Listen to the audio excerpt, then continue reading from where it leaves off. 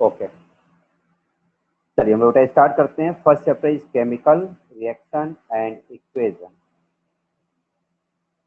ठीक है, first of all बेटा हम लोग समझते हैं कि व्हाट इज केमिकल रिएक्शन। ठीक है, केमिकल रिएक्शन इज नथिंग, आप लोगों ने क्लास 9 में पढ़ा हुआ physical change and chemical change study किया था ना। देखिए, physical change and chemical change, physical change का मीनिंग क्या है? जिसमें नो न्यू सब्सटेंस फॉर्म होता है, मतलब ऐसा कोई प्रोसेस जिसमें कोई नई चीज ना बने, न्यू प्रोडक्ट का फॉर्मेशन नहीं होना चाहिए, it is called as physical change. Chemical reaction क्या होता है?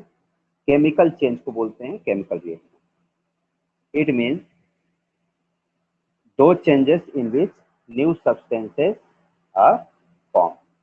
तो पहली बात आप लोग ये याद करिए, केमिकल रिएक्शन ये कोई नई चीज नहीं पढ़ रहे हैं आप लोग, इट इज एक्चुअली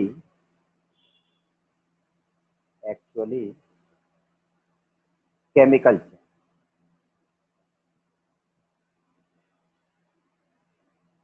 साथ में आप नोट्स भी लिखते चलिएगा, कोई दिक्कत हो मुझसे बताते रहिएगा आप लोग। तो केमिकल चेंजेस जितने होते हैं बेटा, इसको हम लोग केमिकल रिएक्शन बोलते हैं, ठीक है ना। तो केमिकल चेंजेस क्या होता है? केमिकल चेंज का मीनिंग होता है दो चेंजेस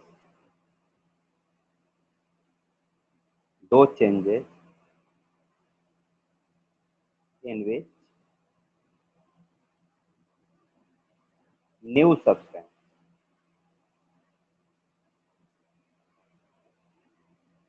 अब देखिए जो न्यू सब्सटेंस बनता है, ध्यान समझिएगा, कोई नई चीज बननी चाहिए। न्यू सब्सटेंस जो भाई जो नया बनेगा उसको हम लोग क्या बोलते हैं? प्रोडक्ट बोलते हैं। New substance means product is form. और देखिए प्रोडक्ट बेटा जो भी फॉर्म होता है उसकी प्रॉपर्टीज हमेशा न्यू होती है, मतलब कि नई हो जाती है, जिससे बनता है ना उससे अलग हो जाता है। अभी हम लोग एग्जाम्पल लिखेंगे तो आपको क्लियर होगा। New substance is form with new chemical property. ठीक है, देखिए ये तो हो गई डेफिनेशन की बात। केमिकल रिएक्शन क्या है? तो chemical reaction actually chemical change होता है, और ऐसे सारे चेंजेस जिसमें कोई नई चीज बन जाए, new substance is form with new chemical properties is called as chemical reaction. Okay, तो इसको आप जैसे आप नोट कर लीजिए और रिप्लाई करते रहिएगा आप लोग। वॉइस क्लियर हो रही है, वीडियो क्लियर हो रही है? यस। Very good. अच्छा, एक एग्जांपल हम लोग लिखते हैं इसको समझने के, बहुत सिंपल एग्जांपल। देखो बेटा, जैसे आपने देखो घर पे जो दही बनाई जाती है, कर्ड बनाई जाता है, सबके घर पे बनता है। मिल्क को गर्म करते हैं, उसमें थोड़ा सा दही डालते हैं, दूध दही में कन्वर्ट हो जाता है, it is called as curdling of milk. इसको क्या बोलते हैं? कर्डलिंग ऑफ मिल्क, मतलब मिल्क का दही में कन्वर्ट हो जाना, कर्ड में कन्वर्ट हो जाना। तो कन्वर्जन कैसे हो रहा है, ध्यान समझिएगा हमारी बात। मिल्क है, मिल्क से अगर कर्ड बन रहा है, देखिए बहुत सिंपल एग्जांपल है, ये वीडियो लेक्चर में भी मैंने आपको भेजा होगा, आप समझ में आ गया होगा, लेकिन मैं फिर से बता देता हूँ। मिल्क से अगर कर्ड बन रहा बेटा, तो मिल्क का टेस्ट कैसा होता है बताइए आप लोग? इसका टेस्ट होता है स्वीट, स्वीट टेस्ट होता है। और कर्ड कैसा होता है बताइए आप लोग? सॉर टेस्ट का होता है, खट्टा होता है ना, खट्टा होता है ना। ठीक, आप तो रिप्लाई भी कर सकते हैं। अब देखिए जो मिल्क होता है ये मीठा क्यों होता है? मतलब मीठा मतलब चीनी की तरह तो नहीं होता है, लेकिन अल्टीमेटली तो मीठा ही कहा जाएगा ना। एक्चुअली में मिल्क में बेटा होता है लैक्टोज। देखिए लैक्टोज, लैक्टोज की वजह से क्या होता है? स्वीट टेस्ट का होता है, स्वीट टेस्ट होता है इसका। और कर्ड कैसा होता है? सॉर टेस्ट का होता है। तो एक्चुअली में जो लैक्टोज है ये कन्वर्ट हो जाता है लैक्टिक एसिड। और आप लोग एक चीज याद रखिएगा कि जिसका टेस्ट भी सॉर टेस्ट होगा, सॉर मतलब खट्टा होगा, जैसे इमली हो गया, टैमरिंड और लेमन हो गया, ऑरेंज हो गया, इन सब में बेटा एसिड होता है। एसिड जो भी खट्टा होगा उसमें क्या होगा, एसिड होगा। बातें समझ रहे हैं? अभी कन्वर्जन कैसे हो रहा है, इसमें हम लोग भाई दूध को दही बनाने के लिए थोड़ा सा हल्का सा दही डालना पड़ता है ना बेटा, तभी तो कन्वर्ट होता है, ऐसे दूध थोड़ी कन्वर्ट हो जाएगा। तो उस दही में एक्चुअली में होता है लैक्टोबैसिलस बैक्टीरिया। क्या नाम होता है, लैक्टोबैसिलस बैक्टीरिया। अभी बैक्टीरिया करता क्या है, इस लैक्टोज को यूज कर लेता है, मतलब कि इसका नेम लैक्टोबैसिलस क्यों है, ये लैक्टोज को कंज्यूम करता है और इसको बेटा कन्वर्ट कर देता है किसमें, लैक्टिक एसिड में। तो आप बताइए, देखिए बिल्कुल कन्वर्जन हो गया कि नहीं। मिल्क का टेस्ट अलग है, उसमें लैक्टोज है, कर्ड खट्टा है, इसमें लैक्टिक एसिड है। तो कर्ड को क्या बोलेंगे हम लोग, प्रोडक्ट, और मिल्क को क्या बोलेंगे बच्चों, रिएक्टेंट। तो देखिए रिएक्टेंट यह क्या हो गया, रिएक्टेंट बेटा हो गया मिल्क, और प्रोडक्ट क्या हो गया बताइए, प्रोडक्ट, प्रोडक्ट हो गया कर्ड। तो आप लोग ये सोच के बताइए, सभी लोग रिप्लाई कर सकते हैं कि कर्ड के जो केमिकल प्रॉपर्टीज है, केमिकल प्रॉपर्टीज किसे बोलते हैं पता है आपको। देखिए दो प्रॉपर्टीज होती है, पहले आप समझ लीजिए, एक फिजिकल और एक केमिकल। फिजिकल प्रॉपर्टीज का मीनिंग होता है एक्सटर्नल प्रॉपर्टीज, जो आपको दिखता है, एक्सटर्नल होता है। जैसे मान लीजिए कि ये पेन है, तो पेन का कलर कैसा है, रेड है, इसमें क्या है, कैप है ना, इसमें जो भी चीज हम देख पा रहे हैं, इसकी फिजिकल बॉडी जो देख पा रहे हैं, ये क्या है, इसका फिजिकल प्रॉपर्टीज है। अगर इस पेन के हम इनसाइड देखेंगे तो क्या होगा, रिफिल है, तो रिफिल के अंदर क्या है, इंक है। इंक कैसे बना, तो उसमें कौन कौन से केमिकल्स हैं, एल्कोहल है, ईथर है, बहुत सारी चीजें इंक, केमिकल से इंक बनता है। तो जो चीज हम लोग देख नहीं पाते हैं, इंटरनल होता है, उसे क्या बोलते हैं बच्चों, केमिकल प्रॉपर्टी। ओके, इतनी बात समझ आ गई। जैसे कंप्यूटर आप यूज करते हैं, उसका कीबोर्ड, सीपीयू, मॉनिटर, ये सब क्या हो गया, फिजिकल प्रॉपर्टी। और कंप्यूटर के अंदर जो प्रोग्राम्स आपने लोड किया है, MS, Excel, PowerPoint, Word, Java language, जो भी है, जिसे आप देख नहीं सकते, टच नहीं कर सकते, वो क्या है, केमिकल प्रॉपर्टी। अब इसमें देखिए मिल्क कैसा था, स्वीट था, अब प्रोडक्ट कैसा बना, कर्ड कैसा हो गया, सॉर टेस्ट का हो गया। तो दोनों की केमिकल प्रॉपर्टी मतलब इंटरनल प्रॉपर्टी चेंज हो गई ना। तो ये, इसको हम लोग क्या कहेंगे, इस चेंजिंग को chemical reaction. Okay, I hope आप लोग हमारी बात समझ में, रिप्लाई करिए बेटा। Yes sir. क्लियर हुआ, यस सर। Very good. कोई भी डाउट हो तुरंत रिप्लाई करिएगा। तो केमिकल चेंज होता है जिसमें न्यू सब्सटेंस बनता है, इतनी बात क्लियर हो गई। चलिए आइए आगे बढ़ते हैं। अब देखिए नेक्स्ट कुछ एग्जाम्पल्स लिखते हैं। एग्जाम्पल, थोड़ा एक बात याद कर लो, जितने बर्निंग वाले प्रोसेस होते हैं, बर्निंग, अच्छा किसी चीज को अगर आप जलाएंगे बताइए, तो जो भी प्रोडक्ट बनेगा वो बिल्कुल न्यू बनेगा कि नहीं, बताइए सोचिए, नया बनेगा ना। Yes sir. अब तो मान, अब ये पेपर है, मान लीजिए इस कॉपी का पेपर है, डायरी का, अगर हम इसको जला देंगे तो ये तो ऐश बन जाएगा, राख बन जाएगी। क्या उस राख को फिर से हम पेपर में कन्वर्ट कर पाएंगे, नहीं कर सकते ना। No sir. चेंज हुआ, ये केमिकल चेंज हुआ। तो केमिकल चेंज, एक से थोड़ा सा और आपको याद रखना है, एग्जाम्पल तो नोट कर लेंगे हम लोग, एक नोट में पहले पॉइंट बेटा लिखो, वेरी इंपॉर्टेंट, तब हम लोग एग्जाम्पल लिख लीजिए। देखिए केमिकल रिएक्शन, केमिकल रिएक्शन कहिए चाहे केमिकल चेंज कहिए, बात तो एक ही है, both are same. Chemical change are irreversible, irreversible changes. Irreversible changes समझते हैं आप? बताइए, इरिवर्सिबल चेंज क्या मतलब होता है? Yes sir. फिर से वो रिटर्न ना आ पाए। हाँ, मतलब बैक ना आ पाए, ये मतलब हुआ ना। भाई देखिए, मिल्क से आपने कर्ड बना दिया, अब क्या कर्ड से मिल्क बन पाएगा? बताइए आप। No sir. कभी कोई नहीं बना सकता, पता है।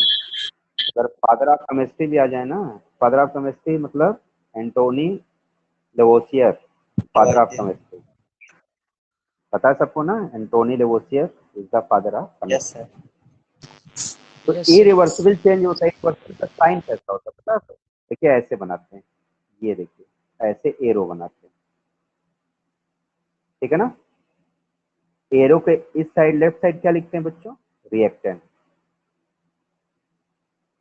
और एरो के इस साइड क्या लिखते हैं? प्रोडक्ट। प्रोडक्ट का मतलब सिंपली होता है न्यू सब्सटेंस, याद कर लीजिए। जो भी नया बनेगा ना उससे हम लोग क्या बोलेंगे? उसको आप लोग कहेंगे प्रोडक्ट। कर्ड प्रोडक्ट है, मिल्क क्या है? रिएक्टेंट। इतनी बात समझ में आ गई होगी। नोट हो गया बच्चों? Yes sir. डन। चलिए आगे बढ़ते हैं। चलिए अब एग्जाम्पल समझिए। जितने बेटा आपके बर्निंग प्रोसेस होते हैं, बर्निंग ऑफ एनी सब्सटेंस, अच्छा एक बात थोड़ा और याद रखिएगा आप लोग, केमिस्ट्री में किसी भी चीज को हम लोग सब्सटेंस बोलते हैं, याद रहेगा सबको। कोई भी चीज हो, जैसे पेन है तो पेन को हम लोग केमिस्ट्री में क्या कहेंगे? सब्सटेंस। फिजिक्स में क्या कहते हैं? ऑब्जेक्ट और बॉडी। फिजिक्स में इसी पेन का नेम क्या हो जाएगा? ऑब्जेक्ट बोलेंगे या बॉडी। और बायो में इसका नेम क्या होगा? थिंग्स। थिंग्स में भी आप बोलते हैं ना, living things, non living things, ऐसा। ये कैसा थिंग्स है? Non living things. और केमिस्ट्री में इस पेन को हम लोग क्या कहेंगे? इस पेन का नेम है सब्सटेंस। केमिस्ट्री की लैंग्वेज सब्सटेंस, फिजिक्स की लैंग्वेज बॉडी या ऑब्जेक्ट, और बायो की लैंग्वेज थिंग्स। ओके, इसको थोड़ा सा याद रखिएगा, नोट कर लीजिए। अगर आप भूल सकते हैं तो नोट कर लीजिए। Burning of any substance. अब आइए एक एग्जांपल बेटा नोट करते हैं। एक क्वेश्चन देता हूं, इसको आप जरा सॉल्व करके हमें बताइए। देखिए, on complete combustion of complete combustion of, चलिए आसान देता हूँ, carbon, it gets converted into carbon dioxide gas. Heat, energy and light energy. Write balance chemical equation of the given chemical reaction. Okay, question clear हो रहा है सबको? Reply करिए। Yes sir. हाँ यस सर। देखिए जरा, वेरी गुड। अब जरा समझो बच्चों, देखो जो ये पूरी स्टोरी लिखी हुई है ना, इसको हम बोलते हैं केमिकल रिएक्शन। और इसको अगर आप तो शॉर्टकट में लिख दो ना एक लाइन में, तो उसको लोग बोलते हैं केमिकल इक्वेशन। इस चैप्टर में आपको दो ही चीज पढ़ना है, chemical reaction and chemical equation. तो पहले आप इसको इक्वेशन लिखने की कोशिश करिए, फिर मैं आप लोग को बताता हूँ इक्वेशन का क्या मीनिंग होता है। चलिए लेट्स स्टार्ट, ट्राई करिए, फटाफट बताइए आंसर क्या होगा, ट्राई कीजिए।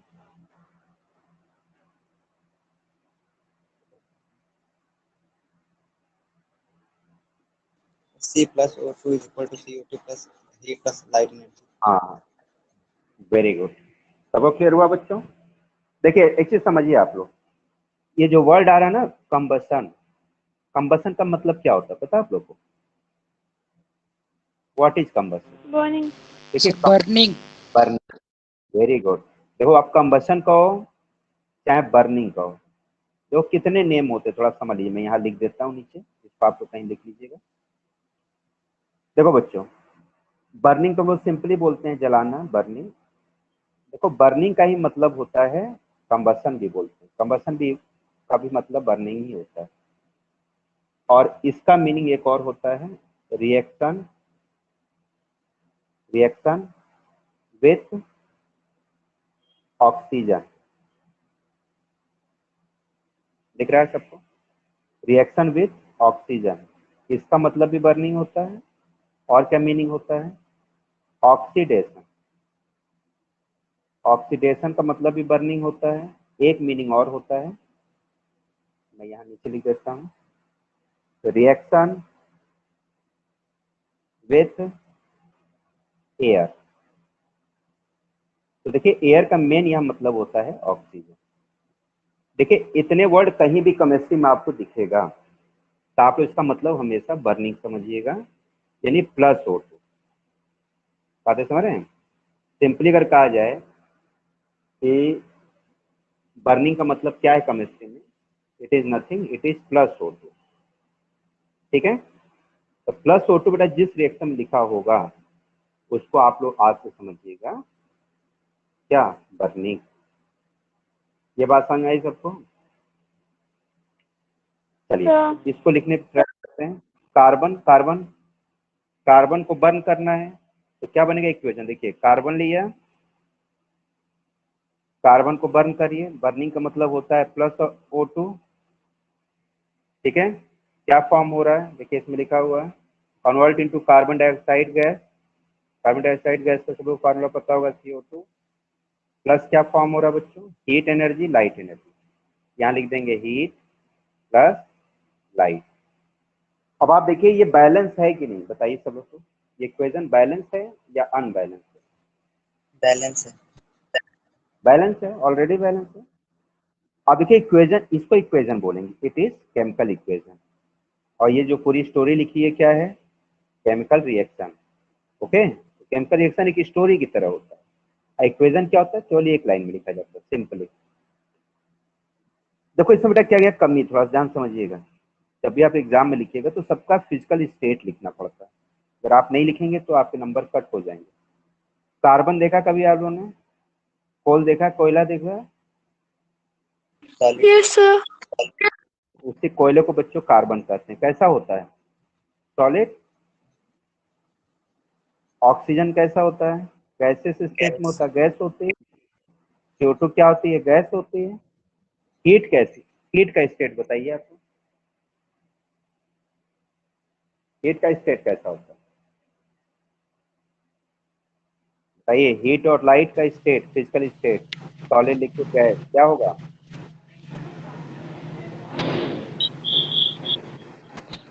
बताइए। सर एनर्जी का स्टेट नहीं होता।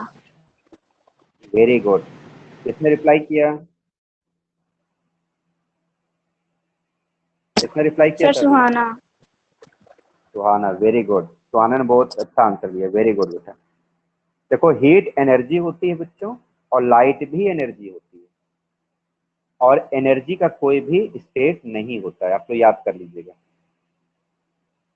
Heat and light energy is not a matter. इसको कहीं आप नोट कर सकते हैं तो कर लीजिए, आप तो नोट, वेरी इंपॉर्टेंट पॉइंट है कि energy and their form are not considered as matter। क्यों नहीं कंसीडर करते बच्चों, बता सकते हैं? बिकॉज, बताइए बिकॉज, बताइए रीजन क्या है, इसको मैटर क्यों नहीं माना जाता, इसमें स्टेट क्यों नहीं होता? सर क्योंकि इट ये सर डजंट ना ही स्पेस ऑक्युपाइज ऑक्यूपाई करता है और ना इसका कोई इसके वॉल्यूम पास होता है। नहीं। वेरी वेरी गुड, किसने रिप्लाई किया? किसने रिप्लाई किया था अभी? सर सर अर्चित और शुभम। Very good. अर्चित शुभम बहुत अच्छा आंसर दिया है, वेरी गुड बेटा। देखिए मैटर इसलिए नहीं कहते क्योंकि मैटर में दो चीजें होनी चाहिए, क्या, मास और ऑक्यूपाई स्पेस, यानी वॉल्यूम। ऑक्यूपाई स्पेस मतलब वॉल्यूम होता है ना, हैज, नो, क्या क्या बच्चों, इसमें मास नहीं होता और वॉल्यूम नहीं होता। वॉल्यूम का मतलब ऑक्यूपाई स्पेस, ऑक्यूपाई स्पेस। भाई आप रूम में बैठे हुए हैं, आप बल्ब जलाइए, रोशनी होगी, तो रोशनी होने से ऐसा नहीं कि आपका कमरा छोटा हो गया कि लाइट जहाँ जा रही है जगह कवर करिए, ऐसा नहीं होता। अंधेरा रखो चाहे लाइट जलाओ, यानी लाइट एनर्जी में कोई ऑक्यूपाई स्पेस नहीं, उसमें मास भी नहीं होता। चलो इतनी बात समझ में आ गई सबको, बताइए, रिप्लाई करिए, आगे बढ़ा जाए। Yes sir. Very good. चलो बेटा नेक्स्ट टॉपिक चलो हेडिंग लिखिएगा। तो याद रखिएगा, देखिए जितने बर्निंग वाले होते हैं सारे क्या होंगे, केमिकल में आएंगे, ठीक ना, केमिकल चेंज। और क्या होगा बताइए एग्जांपल में, कुकिंग, जैसे खाना बनाते हैं आप लोग, कुकिंग। और बताइए ripening of fruit, ripening of fruit, बताओ कोई फल, रस्टिंग ऑफ फ्रूट पक आयरन। जाएगा। हाँ बेटा, rusting of iron, very good. और बताइए, सोचते रहिए आप लोग, रस्टिंग ऑफ आयरन। और बताइए, जंग बर्निंग लग ऑफ जाता है ना लोहे का, बर्निंग ऑफ पेपर। तो मैंने लिखवा दिया था बेटा ना कि बर्निंग ऑफ एनी सब्सटेंस, पीछे हम लोग लिख चुके हैं, ये देखिए कोई भी चीज जलेगा वो तो केमिकल हो, मतलब केमिकल चेंज ही होगा। और बताइए ग्रोथ, आपकी ध्यान दीजिएगा, growth, growth, growth of living, living organism. जैसे आप बड़े हो गए हैं तब आप छोटे नहीं हो सकते ना, ऑर्गेनिज्म। प्लांट छोटे से बड़ा हो गया, छोटा नहीं हो सकता, एटसेट्रा, बहुत सारे हैं जो केमिकल चेंज में एग्जाम्पल हो सकते हैं।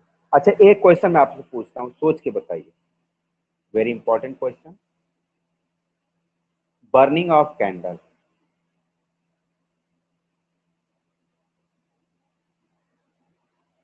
बताइए burning of candle physical change है कि केमिकल चेंज है?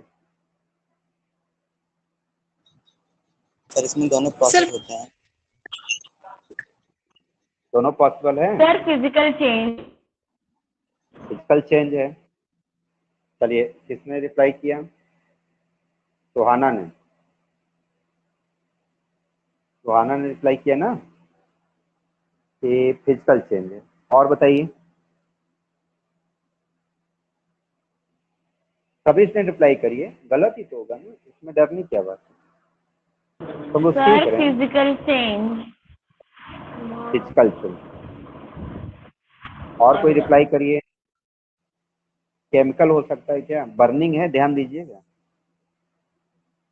बर्निंग तो सारे केमिकल होते हैं ना, अभी तो मैंने बताया आपको, burning of any substance is a chemical. Sir physical और केमिकल दोनों है। दोनों हैं, कैसे, देखिए ध्यान दीजिएगा, दोनों है, वेरी गुड। देखो बड़ा, जब आप लोग वैक्स, भाई कैंडल में क्या होता है, वैक्स होता है ना, ये देखिए ये कैंडल हो गया, तो ध्यान समझिए, मान लो ये कैंडल है, ये वैक्स है। अब आप बताइए सबसे पहले जब इसको आप जलाते हैं, ग्लो करते हैं, तो सबसे पहले इसका जो मोम है, वैक्स है, वो पहले पिघलता है बेटा ना। Of candle sir physical. हाँ गुड़िया, हेलो, वॉइस नहीं आ रही आपकी। देखिए मेल्टिंग ऑफ वैक्स, ध्यान समझिएगा, सबसे पहले वैक्स मेल्ट होगा तब तो जले। कभी देखते हो आप मोमबत्ती जलाते हो तो यहाँ पर वैक्स पिघल जाता है, यहाँ यहाँ नीचे जहाँ पे लाइट जलती है इसके नीचे जहाँ वैक्स पिघला हुआ रहता है, पानी की तरह हो जाता है, लिक्विड हो जाता है। तो मेल्टिंग ऑफ वैक्स, ये कैसा चेंज हुआ बताइए, ये फिजिकल हो गया, फिजिकल चेंज।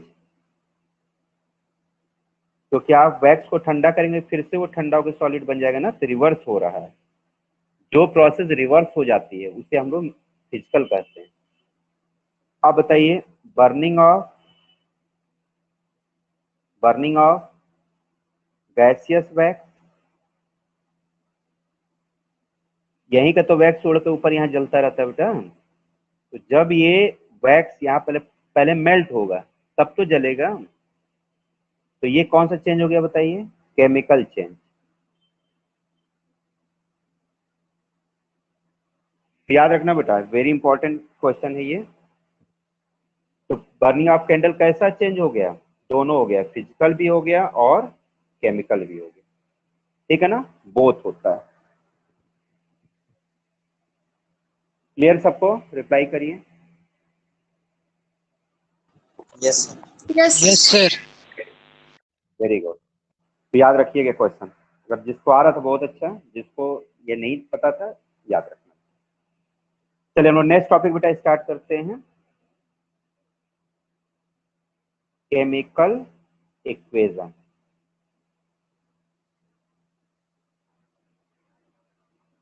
केमिकल इक्वेशन, चलिए इसको आप डिफाइन करिए, what is chemical equation?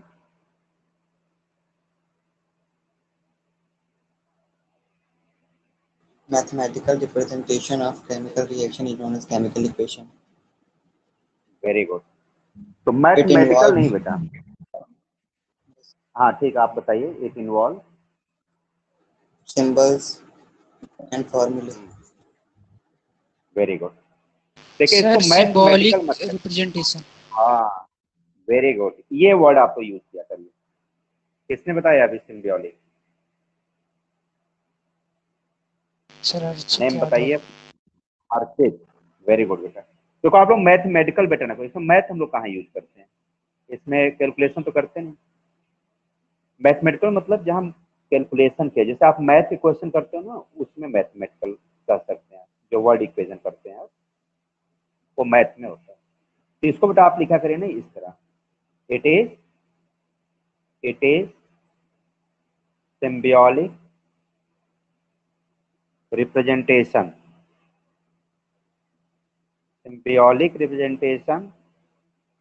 of a chemical reaction। किसी भी केमिकल रिएक्शन को बेटा शॉर्टकट में लिखने को इट इज सिम्बियोलिक। एक चीज और इसमें आप लोग चाहो तो ऐड कर सकते हो, सॉल्ट हैंड। ये देखिए, it is symbolic shorthand representation of a chemical reaction by using, क्या केस में यूज करते हैं हम लोग बताइए? तो पहला हो गया कुछ सिंबल का यूज करते हैं हम लोग, सिंबल। जिसका सिंबल नहीं होता उसका हम लोग फार्मूला यूज करते हैं, केमिकल फार्मूला। थर्ड, हम लोग फिजिकल स्टेट का यूज करते हैं, फिजिकल स्टेट। और क्या क्या बेटा उस पर कंडीशन अप्लाई, उसका यूज करते हैं, कंडीशन अप्लाई। कंडीशन अप्लाई में इसका मतलब कि हम लोग उसको हीट कर रहे हैं, इसको कूल कर रहे हैं, उसमें कैटलिस्ट का यूज कर रहे हैं ना। कैटलिस्ट समझते हैं आप लोग?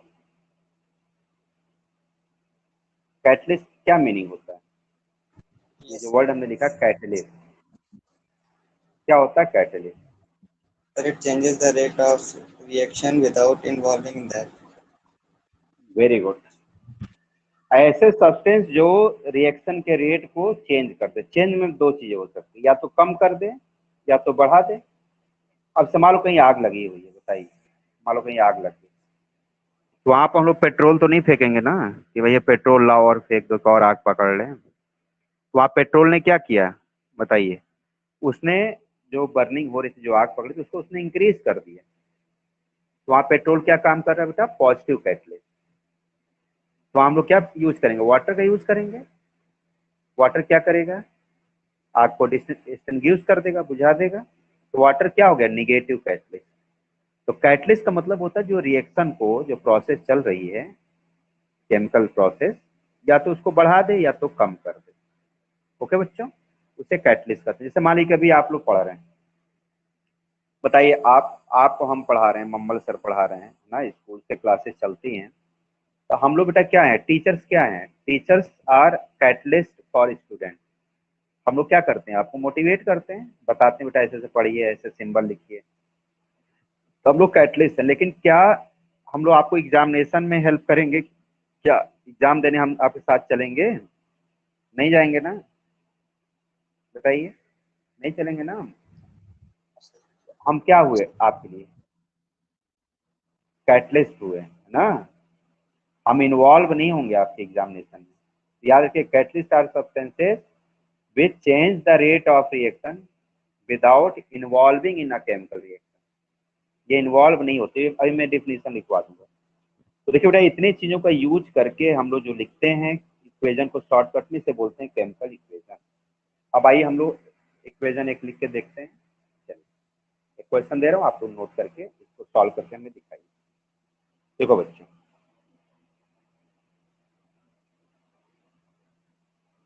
on strongly heating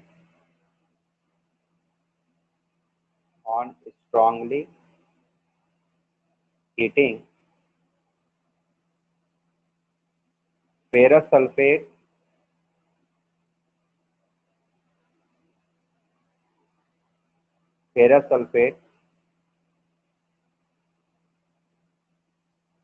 split up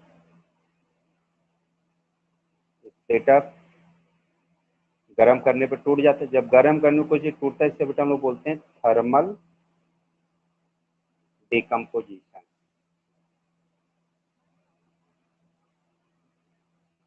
bracket में लिख लीजिएगा। यहाँ स्प्लिट अप मतलब क्या हुआ भाई, गर्म कर रहे हैं ना, तो हीटिंग करने से अगर कोई चीज टूट जाता है तो उसे थर्मल डिकम्पोजिशन बोलते हैं। ये सल्फेट लिखा, याद रखिए, split up into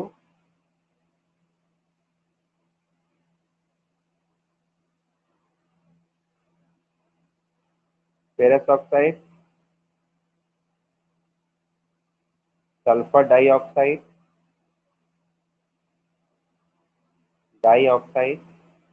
and sulphur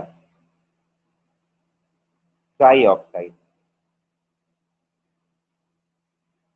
right balance chemical equation of the given chemical reaction. चलो बेटा फटाफट इसको सॉल्व करके बताइए। लीजिए, हीटिंग है, ध्यान दीजिएगा, बर्निंग नहीं है, इसमें ऑक्सीजन को ऐड नहीं करना आप लोगों को, है ना, ये थोड़ा ध्यान रखिएगा।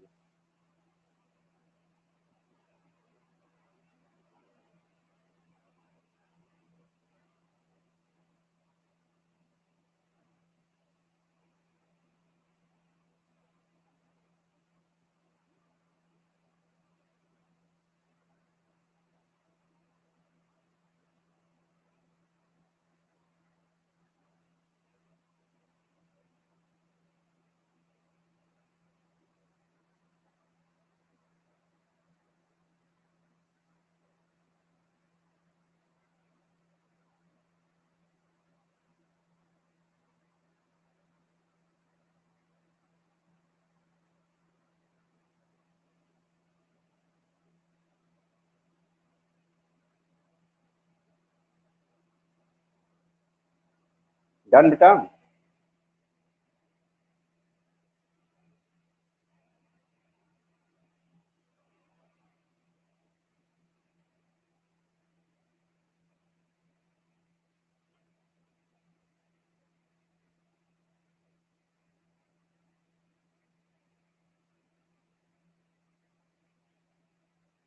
हो गया।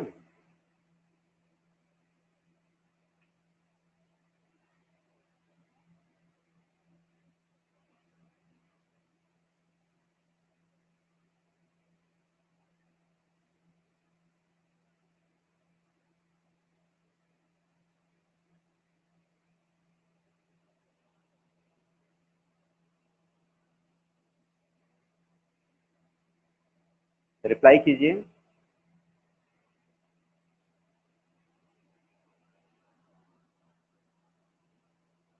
पहले आप लोग ये बताइए, फार्मूला बना लेते हैं कि नहीं फेरस सल्फेट? मैंने एक वीडियो भी आप लोगों को सेंड किया था, चलिए आज मैं ग्रुप में एक वीडियो भी सेंड कर दूंगा। सबसे पहले क्लास 9 में आपने पढ़ा होगा कैसे फार्मूले लिखे जाते हैं, उसको आप लोग बेटा पहले प्रिपेयर करिए, है ना, बहुत जरूरी है। अगर आप फार्मूले नहीं बना पाएंगे तो रिएक्शन बनाने में दिक्कत होगी। फेरस सल्फेट को क्या करना है, हीट करना है। तो फेरस सल्फेट का फार्मूला क्या होता है बताइए आप लोग। Sir FeSO4। FeSO4, very good. Ferrous sulphate आप लोग ने ये याद किया कि ये फार्मूले बना लेते हैं, पहले आप बताइए। सर बना लेते हैं। बना लेते हैं ना आप लोग? यस सर, Fe2 प्लस है SO4 2 माइनस, सर वो कट जाएगा, FeSO4 हो जाएगा। हाँ वेरी गुड। इसको क्या करना है, सही बताया आपने। इसको हीट करना, ध्यान दीजिएगा स्ट्रांगली। हीटिंग का सिंबल क्या होता है, हीटिंग का मीनिंग क्या होगा। देखो हीटिंग का बेटा क्या होता है ना, यहाँ पे डेल्टा बनाते हैं। डेल्टा। ये देखिए जब ट्रायंगल बना देंगे इस डेल्टा को, इसको बोलते हैं डेल्टा। डेल्टा का मतलब होता है ऑन हीटिंग, मतलब गर्म करना। तो गर्म करने पे ये किसमें ब्रेक हो जाएगा। एक तो ब्रेक हो रहा है ये फेरस ऑक्साइड में, सल्फर डाइऑक्साइड और सल्फर ट्राइ। तो सल्फर डाइऑक्साइड का फार्मूला क्या होता है बताइए, SO2 और SO3। ये होता है सल्फर डाइऑक्साइड। जैसे आप लिखते हैं कार्बन डाइऑक्साइड, कैसे लिखते हैं, CO2 लिखते हैं, ऐसे देखिए कार्बन डाई। डाई का मतलब होता है two, di mean two. Two oxygen को हम लोग डाइऑक्साइड बोलते हैं, ठीक है। साइन कर रहे हैं।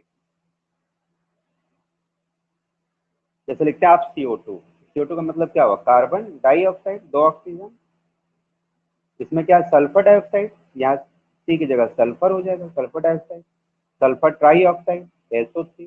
ट्राई मतलब 3 ऑक्सीजन। देखिए दोनों गैसेस होते हैं, ये गैस है, ये गैस है, ठीक है ना। अब देखो एक बचा फेरस ऑक्साइड बन रहा है, क्या बनेगा, सर FeO। FeO। FeO से बैलेंस होगा, बताइए गलत बन रहा है क्या,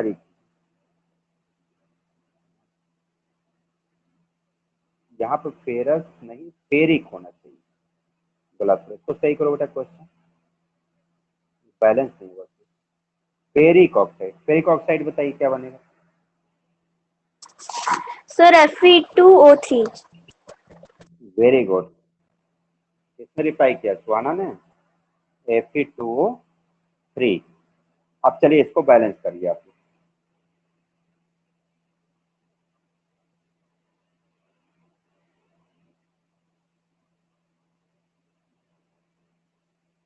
बताइए क्या लिख दें कि बैलेंस हो जाए।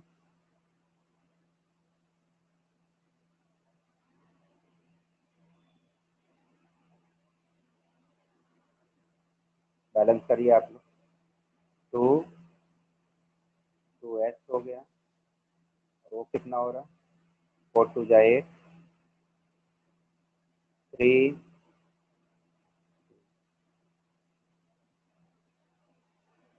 देखिए बैलेंस हो रहा है कि नहीं, चेक करिए, यहाँ पे 2 रख के चेक करिए।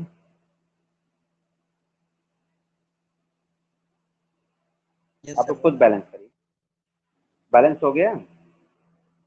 देखिए अगर हम यहाँ 2 लिख दें बेटा, बैलेंसिंग अभी आप लोग बताएंगे कैसे किया जाता है। तो मैंने आप लोग को लेक्चर भेजा था वीडियो, आपने शायद देखा नहीं होगा। देखिए अगर यहाँ बेटा हम 2 पुटअप करते हैं तो 2Fe हो गया।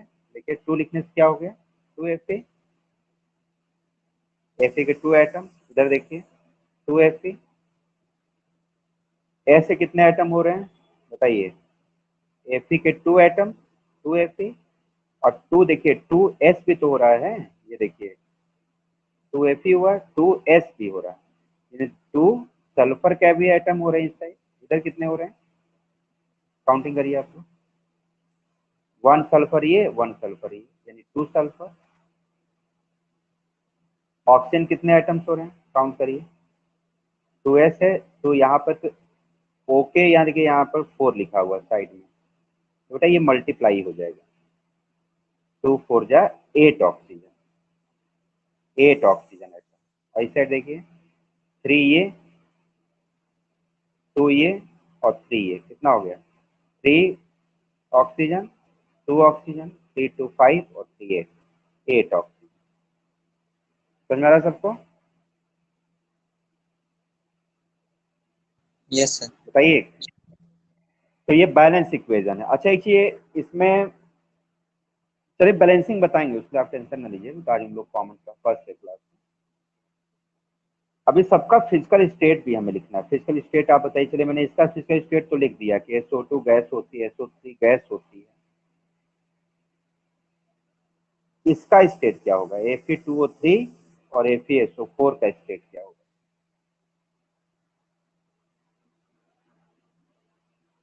फिजिकल स्टेट रिप्लाई करिए आप लोग।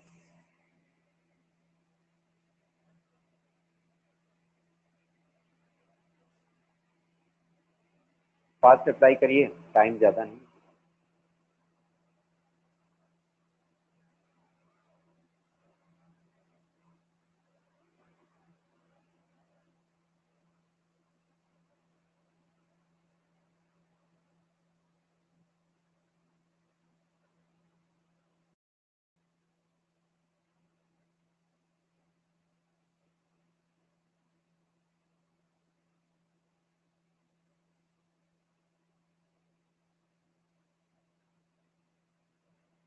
देखिए ध्यान समझिए, मैं क्वेश्चन क्या पूछ रहा था? FeSO4 का फिजिकल स्टेट